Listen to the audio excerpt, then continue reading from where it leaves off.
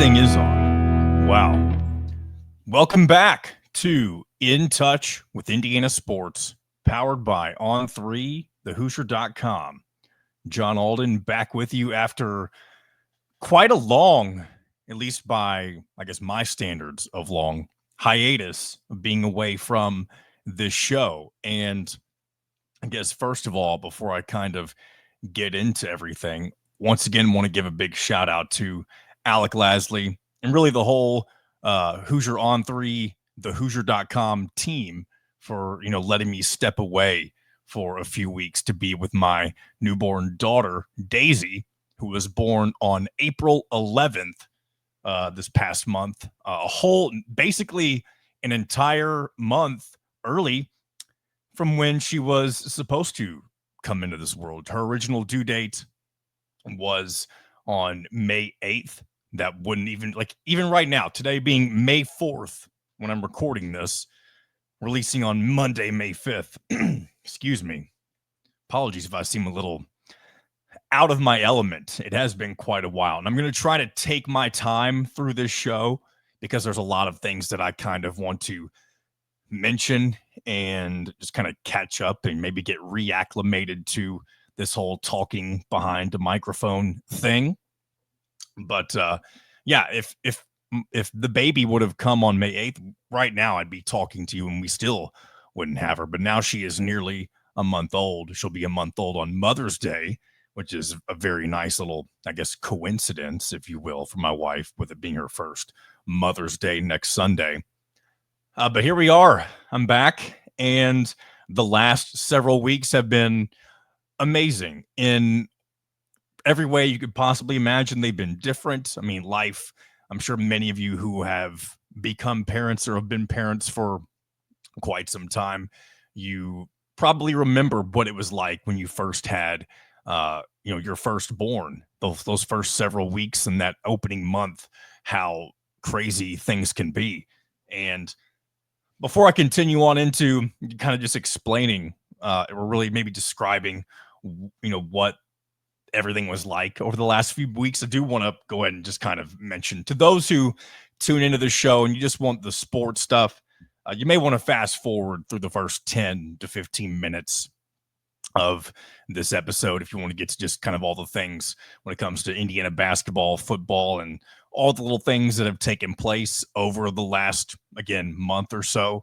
If you just want to hear my thoughts on that, then again, you might want to skip ahead a little bit. But I do want to take the time that I have on this platform just to just kind of update people for those who care. And maybe that's not a large percentage of you, and I wouldn't really expect it to be. But this is a good way to, for me to, I guess I don't want to say it's therapeutic, but I have heard people a lot in this business, say talking about those types of things, good or bad. It's good to use things like this to help everything come full circle. And again, maybe I'm bringing this up as if there's something, bad I'm going to mention. I don't want it to come off like that, but I do want to just kind of talk about what things have been like. So again, welcome into In Touch with Indiana Sports. I want to say that again one more time.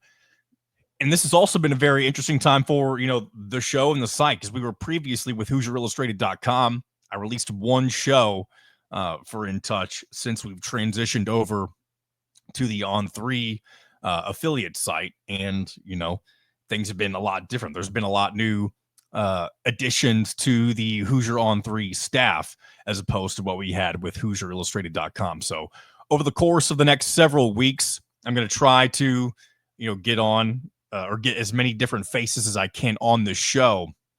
Today's going to be a solo episode if you haven't figured that out already. I was going to have Alec Lasley on, but he's a pretty busy dude, so we'll get him on here over the next couple of weeks. I do want to talk, at least over probably the next episode that we do. I want to go over all of the different basketball and football things that have taken place for Indiana since I've been gone, and kind of go over them in detail with some guys who have probably followed it a lot more closely than I have over the last month, considering, I haven't. When you have a new baby, when you're doing something brand new for the first time in your life, as monumental as having a child, it's very easy to tune things out that normally you would pay a lot closer attention to. And rightfully so. That's the way you should when you have a newborn. But that's what to expect over the next several weeks.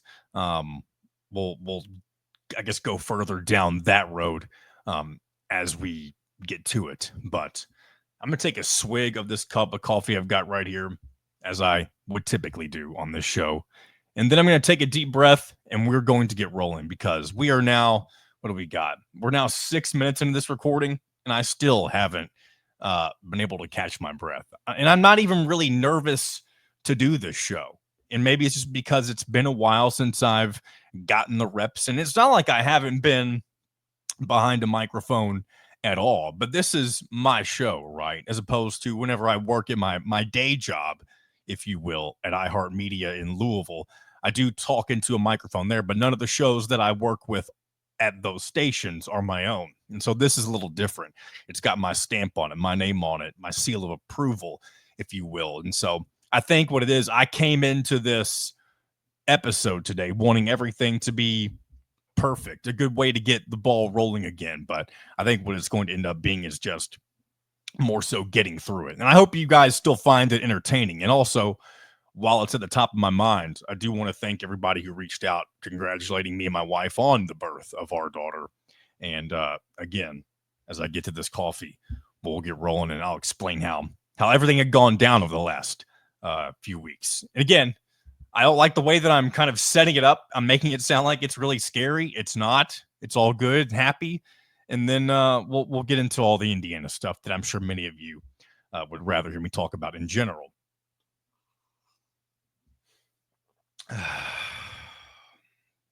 Hope you guys are enjoying your Monday or whenever it is you have decided to sit down and put this show on.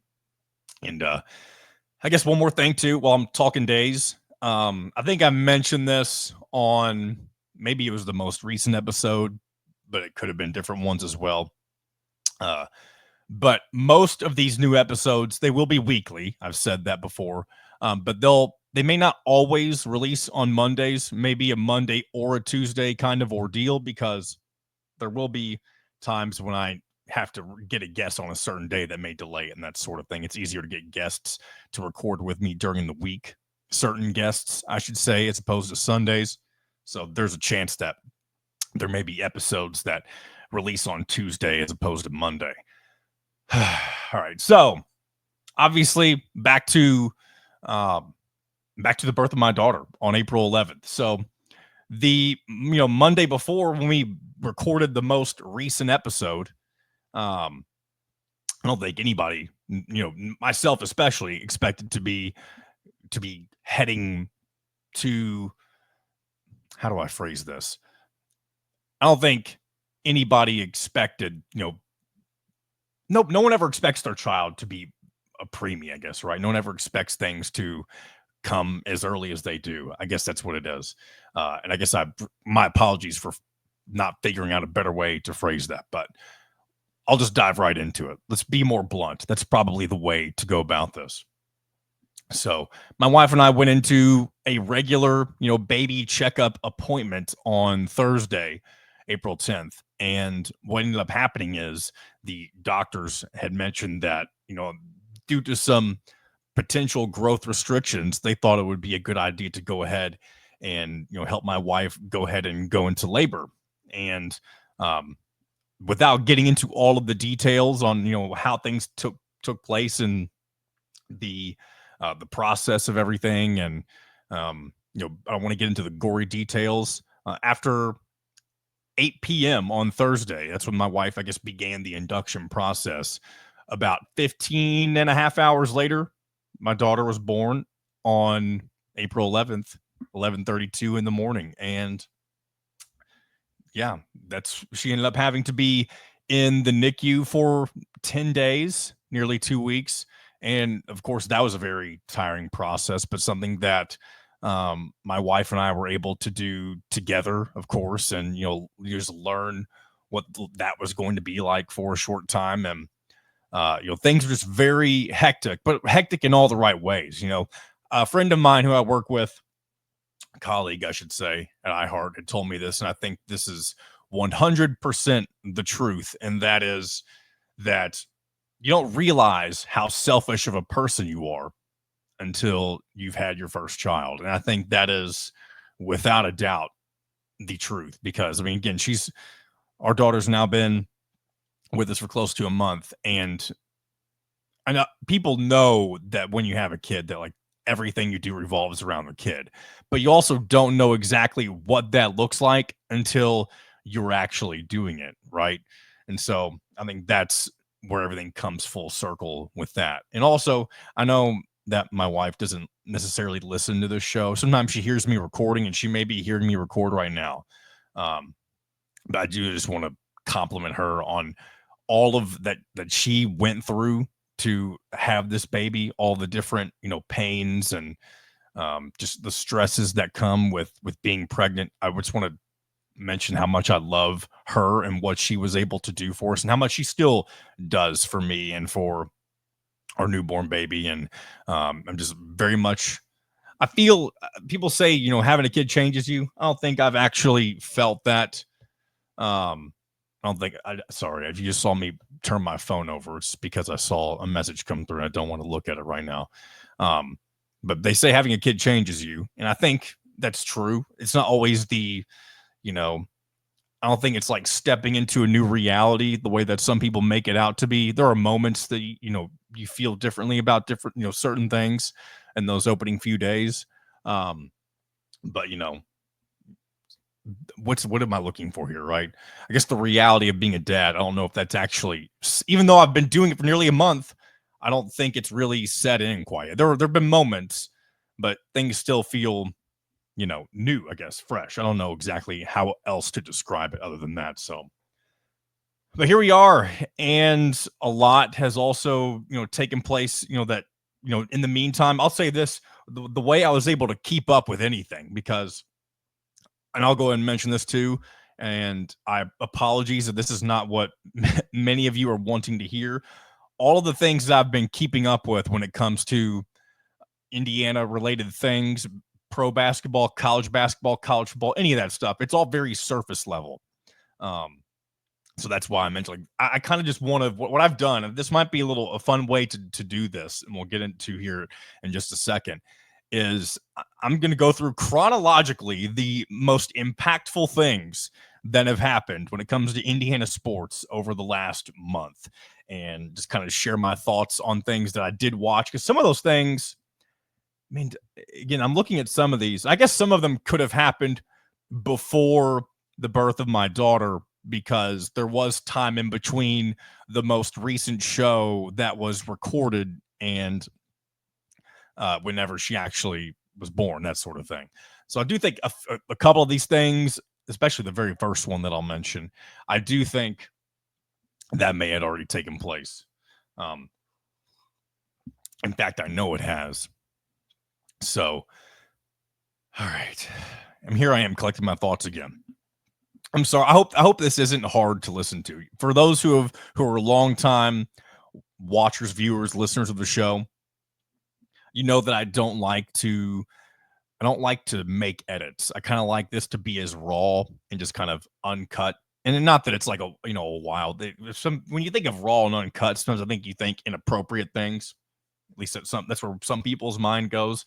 Where I just like this to be and to feel like an unedited show. Now, there are moments where I do cut and edit and that sort of thing, but this is a very minimally edited show. But if there are times where things become unlistenable, I do try to sort those things out. But at the same time, I do like to talk my way through the almost want to say writer's block moments. It's not really what it is. If there's a different word for that, I've called it speaker's block. I don't think that's a real term, but either way, that's kind of where we are right now. I've been kind of I've been keeping track of all the different things. And I guess without further ado, we'll dive into all that right now, just so I can continue to share my thoughts on and kind of just catch up. This is a very much a catch up episode for myself, right? We'll get more into a rhythm once again, and things will feel like they did back in the heart of the seasons. Eventually, we are in full off season mode, of course, We also aren't doing 3 episodes a week, but there will come a time where this feels more normal. And I just appreciate all those who, again, have been patient. And I know that many of you who watch this show, this isn't the only show that you watch, and I wouldn't expect it to be. When it comes to Indiana sports, is what I'm getting at. But I hope many of you are still around. Hopefully, this nearly month away hasn't steered you elsewhere, because I am looking forward to getting back to releasing regularly, getting on good friends of the show. I'm very much excited to have Mitchell Page on here again soon. Here's another thing that I want to mention, because I know some of you watch Out of Touch, which is kind of the sister show of In Touch, the original version, I guess, because Out of Touch came before this did. It's kind of more of just a nonsense variety show with Mitchell and our friend Dustin Schutte, who covers Purdue. And we were planning to record an episode of Out of Touch the night that my wife ended up getting induced. And of course, that ended up not happening. So we'll eventually get around to recording another episode of Out of Touch as well. So, and maybe some of you noticed, but I did just pause it right there. And I don't know what it was. Something about taking that pause from the show, allowing myself to kind of collect everything. I'm already feeling a little less out of breath, I guess is the best way to put it. So let's just dive right in. There's a lot to mention here, and I don't know how long I'm going to spend on each topic, but there's a number of things that I do want to mention, and many of these things that I'm going to mention here over the next however many minutes it takes me. I have no idea how long the show is going to be. I don't think it'll be super long. As always, I do aim to get to an hour if I can. It may not take me nearly this long to do all this, but I just want to roll through all the things that have happened, and we'll go in depth on many of these things, as I mentioned already, over the next several weeks. I say several, over the next few weeks, more than likely, just with a number of guests who have been following things a lot more closely than I have. So without further ado, another swig of coffee, and we'll get into it. All right. So beginning with the beginning of April, Florida won the national championship in men's basketball. And I know, first of all, I realize I'm kind of stun locking myself once again. I'm sure many of you, all these things I'm going to mention, the purpose of me that I wanted to do it like this is because I just wanted to kind of put everything out there. Like how much can really happen in a month, right? Because it's been nearly a month since we had put out a show. Maybe it has been a month. I don't know the exact day off the top of my head that the last episode was released. But this is going to, for me, going to put everything into perspective on how quickly things can happen in a month's time span. So anyway, Florida won the national championship. Todd Golden got it done. And I mean, Florida, right? I mean, they haven't won since their back-to-back titles with Billy Donovan. And so I know a lot of people are, at least in my neck of the woods, they enjoy Florida and Todd Golden. Not Florida fans, but they kind of just, they were the hot new team, right? Todd Golden is now going to be kind of, I don't want to say the new Dan Hurley, because Dan Hurley right now is kind of in a league of his own, having 2 national titles back to back. Now, if Todd Golden were to do that, I think at that point you could officially say that the new era of, legendary head coaches would be emerging. And I think that's still the case, but there's not enough to really say like this is the class of the new age of national championship coaches. So that, I mean, and Kelvin Sampson too, he was very much close to winning his first national championship ever. And that would have, that's kind of who I was wanting to see win the whole thing. But Todd and Golden, the new face of college basketball for now. And we'll see how that ends up panning out for Florida in the future. Of course, the SEC in general will always be a football conference, but I don't think anybody would deny that the SEC was far and away the toughest conference when it came to basketball this year. Now, will they be able to hold on to that title for years to come? I don't know. But we've seen the shift from the SEC to the Big Ten slowly over the last couple of years in football. maybe we'll continue to see that happen in basketball again. It remains to be seen, but I do think that things will trend in that direction until proven otherwise, right? So that happened. Rory McIlroy won the Masters, completing, what do they call it? It's not the Grand Slam. I know each of the the Grand Slam is the event, right, in golf, like each of the four. So I can't remember what it's called when you win all four of them. But Rory McIlroy did that with his win at the Masters, had won the previous three quite a while ago, if I'm not mistaken. But again, as somebody who didn't really watch the Masters this year in really many years, I'm not going to comment too much on that. But I do remember Rory McIlroy being a big deal when I was in high school. That's kind of when he emerged as being one of the better golfers at the professional level. And I guess this is kind of his full circle moment for him to be able to get that title. Really one of those coveted titles when it comes to golf. So that took place. What else? We had the announcement that Indiana and Louisville, again, this is something that makes me personally very excited. Indiana and Louisville will play in men's basketball on December 6th in Indianapolis. Do I wish this was a home and home series? Absolutely. Could you imagine what would be great is if you could have it rotating each and every year where you host one of Louisville and Kentucky, and then the other team that you don't play at home, you travel to their arena. And that would have worked out very nicely because you're going to Rupp Arena next season. You could have brought Louisville into Assembly Hall and switched that the following season. And both those two teams, they always play each other home and home. You could have done the same thing right there, just kind of have a tri-rivalry going on. And I know Louisville and Kentucky don't necessarily see Indiana as rivals, but locally it's just something I think a lot of fans would enjoy seeing. But either way, glad to see Indiana and Louisville playing each other for the third season in a row, this time with a new head coach, of course, for Darren DeVries. And we got plenty of things to talk about when it comes to Indiana basketball on this timeline that I've got right in front of me.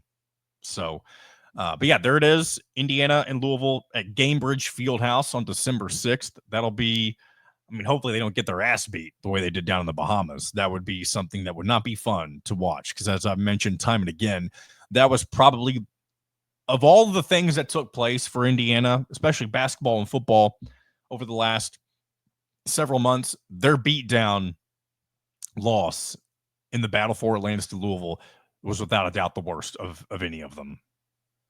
Emotionally, right? Because as fans, we get emotionally, emotions are a big part of the game, I guess is what I'm trying to say. And so whenever that low point, that was kind of the low point for me. Maybe it wasn't for you, but I'm sure for many, that was kind of the beginning of the end, right? For Mike Woodson for this season specifically, even though they were up and down and Mike Woodson battled and that team kind of figured it out a little bit towards the end. But it just wasn't enough, kind of similar to the year before. So, all right, what else? Kenny Johnson was named an Indiana basketball assistant. Hasn't been on the staff since Tom Crean was here. And then before that, or after that, he went to Louisville and was a part of the Louisville nonsense that, created all of that. It was a part of the Rick Pitino saga. We'll just call it that without getting into too much detail. So hopefully Kenny Johnson is far enough removed from that won't be something that follows him into this. I feel like once you get caught being a part of something like that, and I don't remember his exact involvement, but either way, it's something that I would imagine is, especially if he's a part of the staff, that he had a really good reputation. What I should say is whenever he was with Indiana and Tom Crean, so his time in Indiana is not tarnished. It's what happened after that. So moving on from that, Indiana football offensive lineman Austin Barrett entered the transfer portal and committed to Iowa State.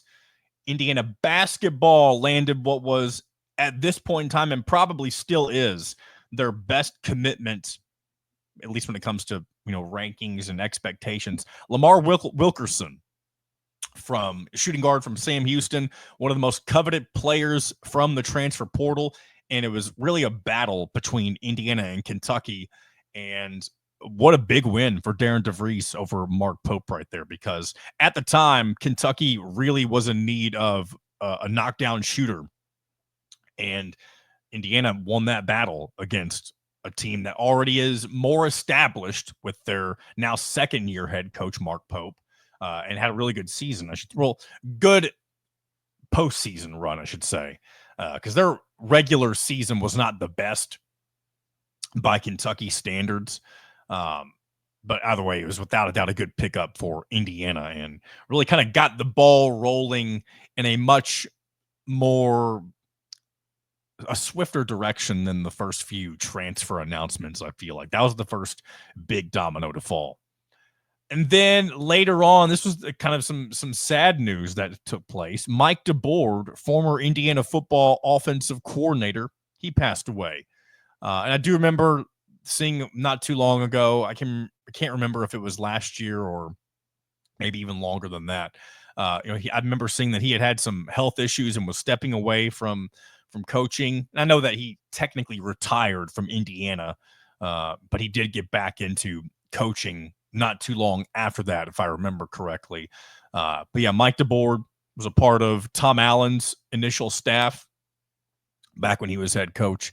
And he definitely seemed like an all-around good dude, and I wish him and his family all the best. Of course, I don't know them personally, and they don't know me personally, but it's always sad when somebody passes away, and just pray that him and his family have been able to find peace through all of that. So wanted to mention that. It's really the one major piece of, I guess, sad news. There are some other, I guess you can call some of the other, one other thing I'm going to mention sad. It's more of a, anyway, I'm not going to stun lock myself. We'll just keep moving forward.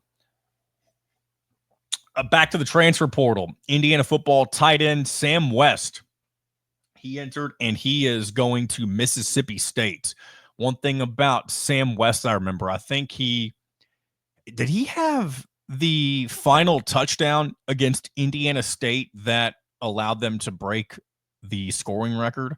I don't know that for a fact, and I'm sure some of you listening right now put in the comments if you know that for a fact, if that's something that happened. Maybe, and if not, tell me who did, because it could be a number of guys. It could be Elijah Hardy too. That's another name that for some reason stands out as somebody that could have been a part of that, but maybe I'm wrong. Either way, Sam West, he was a younger tight end. He, again, Mississippi State, and then again, we have plenty more transfers to get into as well.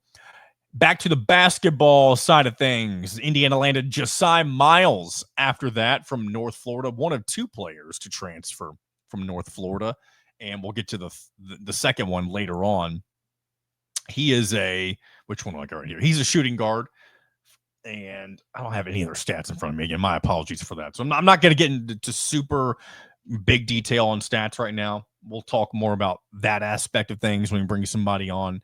But he was the next domino to fall for Indiana basketball at that point. And then right after that, Tayton Connerway from Troy. I think he was Sun Belt Player of the Year, likely to be Indiana's next man, at point guard. And he was that next piece to that next domino to fall when it comes to the transfer portal for men's basketball. And then this came across my timeline. Lee Corso has announced that he is going to be stepping away from College Game Day and really just retiring from the media in general. His final show with the Game Day crew will be on August 30th. I do believe that is the week 0 week. Maybe I'm wrong. I think it is. And if it is, week 0 will, they always have that game up in Ireland. I would assume that would be the, farewell show for Lee Corso. And also this is just the Indiana perspective on all of that. Very cool to see Indiana have their moments last year and get to have the true College Game Day experience with Lee Corso, because they did that weird College Game Day, back in, was it 2017 when Indiana opened the season with Ohio State and the game day crew was there, but it wasn't a typical game day experience. It was on a Thursday and they didn't have the typical crowd. They did honor Lee Corso. I do think his team, one of his teams was there. They were honoring that bowl team or something like that. So that was cool to see. But he got the true, treatment, if you will, from the Indiana faithful back whenever they made their visit to Indiana against, was it Washington? I know Nebraska was the big noon kickoff team that was there, and then game day came against Washington. And then you also get to see him have his moment where he picked the Indiana helmet, right? And so it's good to see all of that happen, about as late as it could. I mean, genuinely as late as it could before he eventually retires here in just a few short months. So it'll be interesting to see how they. I mean, you can't replace Lee Corso and the personality that he is and was to College Game Day. Like, you're not going to have somebody else put on the helmets. I don't think you'll see that happening from anybody. But will they throw in somebody else? Like, who would even be like the next like Lee Corso? And I guess what I mean by that, because I know I said he's not replaceable, but and you got Nick Saban already, and maybe that's kind of what they've already been doing. Like, he's kind of like your coach. So maybe they just don't add anybody, and you've already added Pat McAfee as well. That lineup they have on game day when it comes to those who are behind the desk, they don't really need to add to it at this point. I think you've got enough when you got those that I've already mentioned: Reese Davis, Kirk Herbstreit, and who's someone else I may be forgetting. It's the guy who gets on my nerves. Is it Desmond Howard? I don't know why, but also too, Reese Davis he got offered to leave ESPN. I'm sure some of you may have seen this. He was offered more money to leave ESPN to do basically, I'm assuming, big noon kickoff for Fox, and that would have been a monstrous move for Indiana to really, or for ESPN to really lose their lead college football host. I think that's probably why he stuck around, is because he's so integral to what they do at ESPN for college football. I mean, he's the voice of the selection show now as well, the 12-team playoff selection show. And I mean, kudos to him for not just chasing money too, right? Now, of course, as for Indiana and having the Big Ten affiliation, or having the Big Ten be affiliated with Fox, it probably would have been better from an Indiana perspective. But also, just shout out to Reese Davis for not being afraid to, again, not being a paper chaser, and I'm sure he's getting paid a lot of money regardless at ESPN, so that's part of it.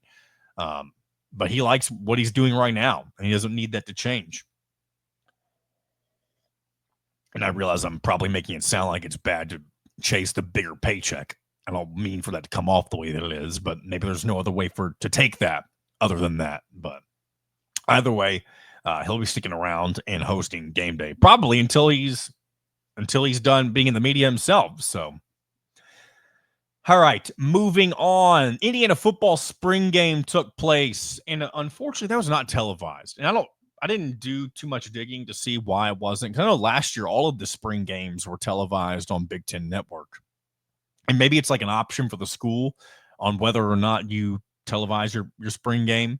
But either way, I think one thing that's good about the way they approached the spring game this year, they didn't really feel the need to showcase a lot of what we already know about the returning players, right? Like, this was a moment for the young guys to kind of, the new faces and the young guys to really show what they can do in front of the those that attended the game. We saw Fernando Mendoza do well, saw the defense do well, the running back room very impressive. The three new guys, Roman Hemby, Lee Beebe, and one of them is not new, Kalon Black. I think you're going to see a nice rotation of those three at first when it comes to the running back room, who will emerge as kind of the guy. I mean, last year we saw running back by committee, and maybe you'll see the same thing this year. Especially when what we already know about Kalon Black. He was somebody who was kind of buried within the depth chart, but did have his moments last year with a really good running back room. So will he be number one? Will Maryland's former number one, Roman Hemby, will he emerge? He kind of took third string reps, if I remember correctly, when it comes to the spring game. And then Lee Beebe, the transfer out of UAB, he's somebody who's a bit younger, if I'm not mistaken.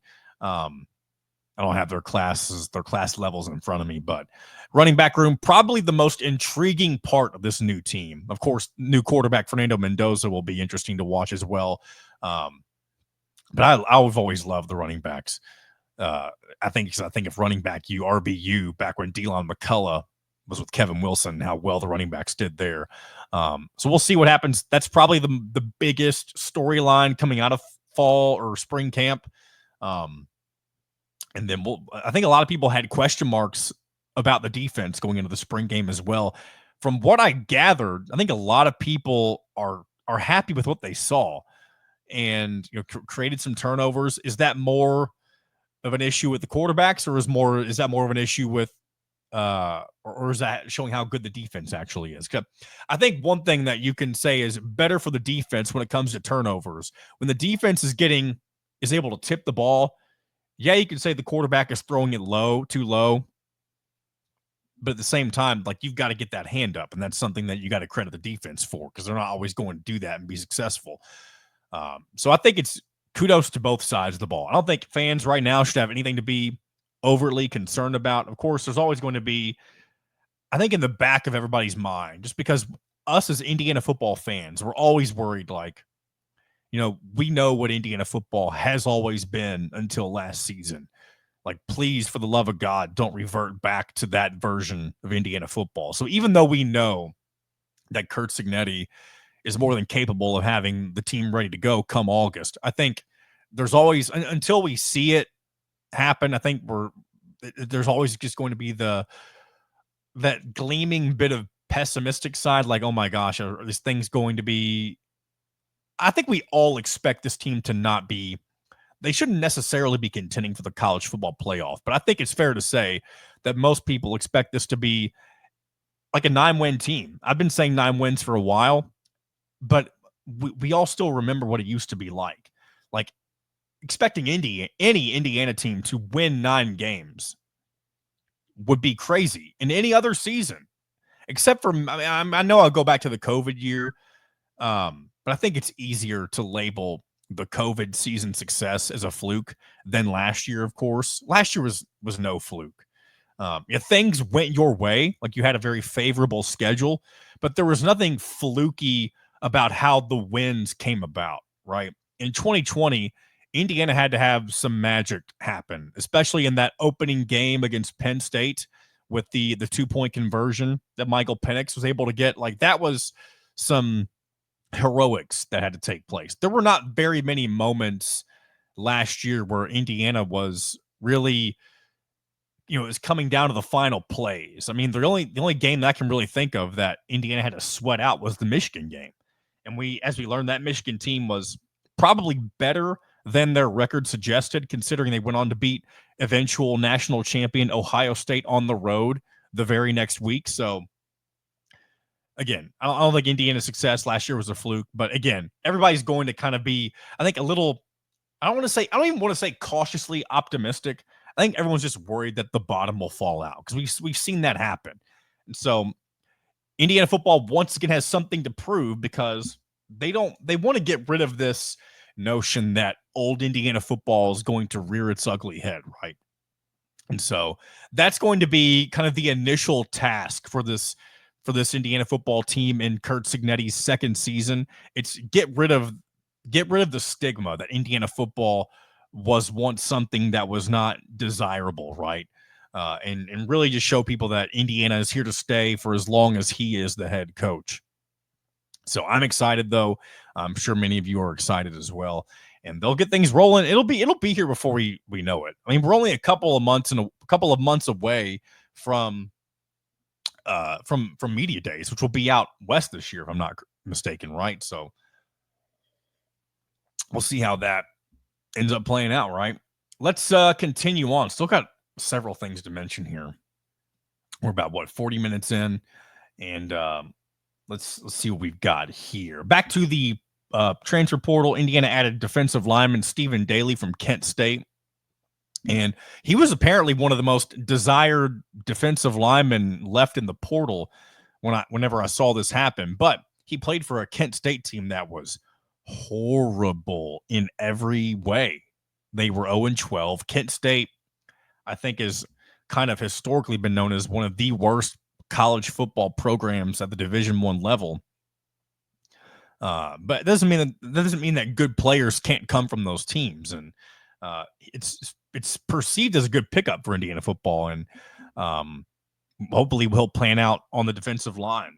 That was kind of seen as an area that Indiana need to bulk up a little bit at. There are some good guys returning, like Mikael Kamara, but and there's probably a few others that I'm not thinking of off the top of my head, but hopefully that'll be a good addition. After that, they added a second defensive lineman, Kellen Wyatt from Maryland, and hopefully both of those guys will be able to contribute in big ways on the defensive line.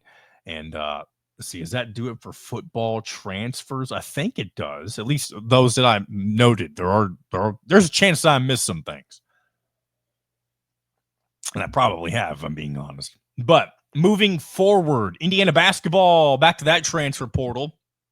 They landed Jason Drake after that from Drexel, combo guard from Drexel. Don't know much about him because, again, some of these don't have stars listed next to him. Makes me wonder, are they expected to do much? Were they injured last year? I don't really know what to think of it as.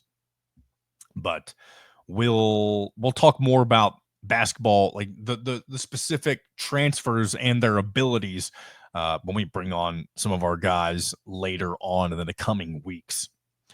What else we got here? After that, we had the NFL draft. 2 Indiana players, both drafted to the San Francisco 49ers, CJ West and Curtis Rourke. CJ West, was he taken I had this graphic in front of me. CJ West was a 4th-round pick. Curtis Rourke in the 7th round. And I remember watching when Curtis Rourke was picked. I was slightly worried that he was going to get passed up and have to go as an undrafted free agent, but he did not. And he'll be behind Brock Purdy in San Francisco, who was also a 7th-round draft pick, Mr. Irrelevant, I might add. So I don't know if that means, anything good for Rourke or not, but I mean, I'm pretty sure Purdy isn't going anywhere anytime soon. So Rourke will likely learn under his wing for a while. I'm sure he'll eventually get his chance to, make a name for himself. I don't know if he'll ever be able to cut out a career as a starter, but I do wish him all the best. What else we got here from here's all of Indiana's undrafted free agents. James Carpenter went to Jacksonville. Miles Price went to the Minnesota Vikings. Zach Horton went to Detroit. Jalen Walker to the Raiders. Trey Weedig to the Rams. And Keyshawn Williams went to the Steelers. So all of them with different teams, except for the aforementioned 2 that were both drafted by the 49ers. So a good start for Curt Cignetti and his I guess pro Hoosier acumen, if you will. Let's keep rolling, shall we? What else we got here? A couple more Indiana basketball transfers. Let's go and just knock the rest of the basketball transfers out, because these all kind of happened very quickly in succession. Indiana landed Nick Dorn, combo guard out of Elon. They had Sam Alexis, power forward out of Florida, of course, national champions. Again, he's not somebody I don't recognize. I don't really know how well he did with Florida, and maybe that makes me ignorant. I think when I think Florida, I think of the guy that I kept comparing to as Kemba Walker, and now his name is even escaping me. So I'm making even more of a fool of myself right now. I'm telling you, I don't know. I know baby brain is a thing for the mom, but right now I'm starting to feel like I'm getting a bit of it. So what else? The last one, most recent, again, unless I've missed something, I hope I haven't. Josh Harris, he was the other North Florida transfer, shooting guard, and very interesting. 2 guys from UNF making their way to Indiana with Josh Harris and Josiah Miles. We'll talk with either Kyler Staley or Alec Lasley or both here in the coming weeks about what this roster currently looks like for Darren DeVries. Because as I told you guys really about a month ago, when Indiana only had a few transfers, I said, give it a month, give it a few weeks. Indiana will slowly but surely fill out this roster. And I think by that time, we will convince ourselves as fans that the Hoosiers will be ready to go come, into the offseason, the rest of the offseason, into the fall. And I don't know what this roster, like what expectations should be set at right now. I think it's kind of a wild card. I think back to Louisville and their roster with Pat Kelsey. I don't think they really knew what to expect. Same with Mark Pope in Kentucky. You'll probably hear me continue to compare this Indiana roster to them for a while because they started from scratch as well. I don't think we know for sure about Luke Goody and whether or not he will be granted an extra year of eligibility. But if he's not, then this will be a completely brand new team, just like Kentucky and Louisville were last year. So we'll see what this ends up panning out to be. I think the expectation should be, just get to the tournament, right? And I hate to just say get to the tournament because I don't even know what I don't want to call it the optimist. It's not really what I'm thinking of. I want to be able to say this Indiana team should get comfortably into the tournament, but we don't know how any of these pieces will mesh together. I do currently have the faith, as I'm sure many of you do, that Darren DeVries he's piecing together a roster that he knows will mesh well with each other, with the system he's going to implement. And we'll end up seeing how it plays out in due time, of course. But let's see. I'm going to pull up the scholarship tracker real quick and see what's kind of remaining. Because I know there's more scholarships now, which I think it's nonsense that there's so many extra scholarships because there's so many guys that aren't going to play already with the previous 13. Now it's 15. But looking at it right now, Indiana's got 11 scholarships filled. And only one of those guys will be a freshman, Trent Sisley. I'm curious what his role will be next season. But even if you add, there's 4 scholarships open. And I know you want to still fill out the roster and even get some guys who may even be better than those you've already had commit. I don't even really know who's still on the market right now. But I'd say right now Indiana has close to what we're going to see as their full team for next season. I'm sure you'll see a couple more guys filter through, and we'll get up to speed on what the what things may be looking like when it comes to who they're still targeting. But I think right now DeVries has done a good job at just, again, filling out the roster because that's what you have to do when you have nobody left pretty much. So what else do we have on here? Oh, yeah, the Big Ten home and homes were announced, and I don't have that pulled up in front of me right now. I meant to pull that up, but I didn't, so it's a boo-hoo on me. But I did see some people complaining how they don't like the new Big Ten, with the West Coast teams because you only have a few teams. I think it's 4 teams that you play both home and away. And I guess I see why you don't like that because, if you get Michigan State on the road, you don't have a chance to get them back at Assembly Hall. But at the same time, though, you don't have to visit all the places that suck to go to each and every year, right? You're always going to play Purdue twice, but you don't always have to go to the Kohl Center, which we all know how horribly they have treated Indiana over the past 2.5 decades. Haven't won in the Kohl Center forever. Now, eventually, I'm going to want them to get that monkey off their back, as we talk about each and every year. But you don't want to have to play in the most hostile environments every season. So it doesn't bother me, but I guess if you're a Big Ten purist, if you've been around longer than I have, I get it in some way, shape, or form, like why you would be upset about that.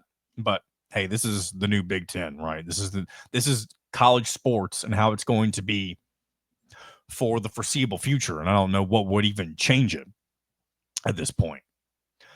Other basketball matters. Rod Clark, Tennessee assistant, was added to the Indiana basketball staff. Of course, this Tennessee team, very good this past season. A lot of people think this is a really good hire. I saw Kyler Staley did a nice write-up on what his impact could be for this team. And so I do believe with that, Indiana has filled out their staff as well. I know you get, unless things have changed, well, at least I'm talking about with the 3 major assistants.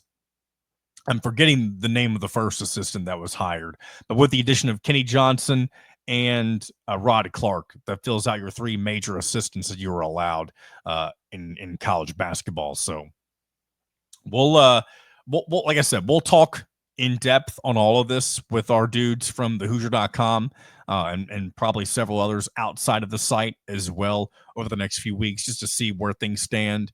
what the vibe is currently around the basketball program. Because just like you all, I need to get caught up on all this. I've been away from this for so long, it feels like I'm just stepping my toe back into the waters for the first time. We got a few more things need to mention. Oh, this was a big piece of news very recently. There was a report that came out that USC was pursuing Indiana football's director of athletic performance, Derek Owings, and a lot of people were saying that his, what he adds to the football program was very instrumental to Indiana's success this past season. And immediately when that report came out was when Indiana immediately responded with giving this guy a pay raise. And if a program like USC was looking to pursue somebody like that, that it was important to retain him. Like, let's just look back at the successful year that Tom Allen had. They lost their director of athletic performance. And am I forgetting that name wrong? Like the title wrong? And I wish I remember the guy's name. He was from Notre Dame, came to Indiana, and then he ended up going to Alabama. So that kind of coincided with the lack of success in in subsequent seasons. Saw a lot more injuries for Indiana football. And so hopefully, and Indiana was very healthy last year. And so I could see why you would attribute a lot of their success to their athletic trainer, that sort of thing, performance director, that sort of, I don't know what the title is off the top of my head. I feel like I'm now stumbling over it. Nonetheless, he's still with Indiana, and good on Indiana. They have done what we've said at the beginning. Whenever they let go of Tom Allen, we said this is your moment to really reset the football program, start taking football seriously. And so far, Scott Dolson and company, they've made all the right moves when it comes to revamping this Indiana football program and setting themselves up not just for 1 year of success, but for continued success into this new era of college football. And I think if they're able to replicate to some degree what they did last year in the next few seasons, I mean, they're going to be seen as probably the first, maybe I'm wrong, but maybe the first, big benefactor of this new era, right? A team, a program that was nothing and made themselves something with what you're able to do with NIL, transfer portal, new conferences, all that sort of stuff. They might be seen as the first program to really do it right that wasn't doing things right before. So again, looking forward to seeing what happens in football come this fall. All right, and then finally, when it comes to, I'm going to end things on some pro basketball. So I'm not going to talk a ton, but believe it or not, I have been watching a little NBA playoffs, specifically the Pacers, and they've advanced to the conference semifinals against Cleveland. And by the time this episode releases, they will have already played game 1. So I guess I was going to share some betting picks, but I guess they won't do you any good for this episode, considering they will have already happened. But I will say this though. I did my cash out at the end of college basketball season, but I left a little bit in there just a very small amount, just to kind of bet a little NBA playoffs, kind of go all in on something. And now I'm back at it because I've gotten playing with house money, and thanks to a few successful parlays during the NBA playoffs, I'm now back in the game, if you will. And a lot of that's because I've been betting on the Pacers to do well. And part of what I'm taking tonight, again, this bet will not do you any good by the time the show gets released. But I'm taking Pacers plus 8.5 in their game 1 against Cleveland. Because if you remember, Pacers got Cleveland in their most recent outing in the regular season. I think it was on the road too, if I'm not mistaken. So I do think they can at least cover 8.5. And then I've also got Rockets minus 2.5 in their game 7 against the Warriors. So we'll see what happens there. I guess you'll know what happens by the time this episode comes out. So maybe now that I'm mentioning my betting picks on the air once again, maybe they'll suck. So we'll see what happens there. I'll try to bring on Drew Rosenberg. He's been wanting to chat some playoff basketball, and I hate that I haven't been around to kind of, talk about that as it was taking place in the first round. But by the time we have him on, we'll be rolling into the conference semis, I should say. So moving forward with pro basketball now, I guess. I mean, so much has happened. And again, that's the timeline I've got. And then I guess this isn't Indiana sports related, but now this past weekend we're coming off the Kentucky Derby. And so we've also got the Indy 500 on the horizon. So many things have come and gone. Many things are on their way. And again, this just shows I'm glad I kept up with as much of this as I could.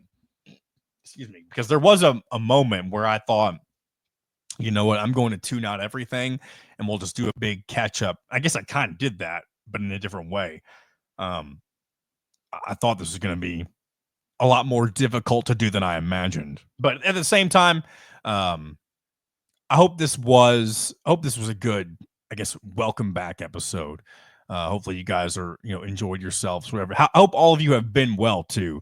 I know I always say this too. Let me know how things have been. I mean, not necessarily talking about your personal lives, but just let me know on what you think is, when it comes to Indiana football and basketball, the things that have taken place over the last few weeks. Let me know in the comments section. We'll get back to reading comments as they come through in subsequent episodes. Again, appreciate all of you who left kind words about after my daughter was born. And again, I hope the first part of this episode wasn't super hard to get through, because now that I'm concluding things, I'm already looking back on what happened, on how I kind of introduced this episode, and I'm worried that I didn't come off the way that I wanted to come off. So I guess I'll bring this episode full circle by mentioning, hey, I'm glad to be back. I'm glad my daughter is healthy. I'm glad my wife is healthy, and I'm glad just to be alive. And I hope you guys are glad to be alive as well. We'll do this again next week, and I appreciate you all for being patient. Looking forward to getting back on a regular weekly schedule of doing things. And yeah, I've missed it. It was weird. I'm glad to finally be back behind this microphone again, because it's definitely weird to have this office space that I'm in. It was just kind of sitting dormant for a few weeks. And I know many of you don't really see what this room looks like most of the time, but it is without a doubt the most cluttered room in this entire house. And it's not a big house, but I'm hoping to make this room a little more homey here soon. Of course, doing a little cleaning out and rearranging now that the baby is here, but looking forward to continuing on. We'll bring on guests. I know it's been a while not only since I've been here, but since I've done a guest episode. But I did feel like it was also good just to kind of reestablish some things today. And again, I hope the beginning of this episode wasn't too embarrassing, because again, like I said, looking back on it already here as I finish things up and put a bow on this episode, again, I'm not sure how it's going to come off, right? That's up to you guys. And it's just like I said early on, this episode was going to be about getting through it, just getting back to doing things. So we'll get back in a rhythm here soon. I appreciate you all for tuning in. Be sure to subscribe to the Hoosier on 3, thehoosier.com right here on YouTube. Check out everything going on the website, and subscribe to thehoosier.com as well. I do believe they're still doing the deal where you get $1 off your first month and then 50% off your first year with thehoosier.com. So if you want all of the really big stories, the exclusives, the features, that sort of thing, things that are, that not everybody gets. If you want those types of reads, then subscribe to thehoosier.com, the website. Subscribing on YouTube is free, but if you want that premium content, those in-depth types of articles that our dudes, Kyler Staley, Alec Lasley, Drew Rosenberg, and all the new guys as well, if you want all of that and more, subscribe to thehoosier.com. I don't think you will regret it.